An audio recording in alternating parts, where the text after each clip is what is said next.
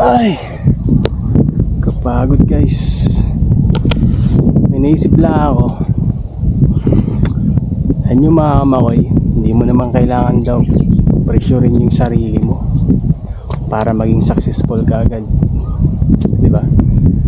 Gawin na lang natin, enjoy natin yung journey natin araw-araw, kasi doon natin makikita yung totoong happiness. Kaya ikaw, tayo, bawal tayo tamarin. Hindi pa tayo mayaman.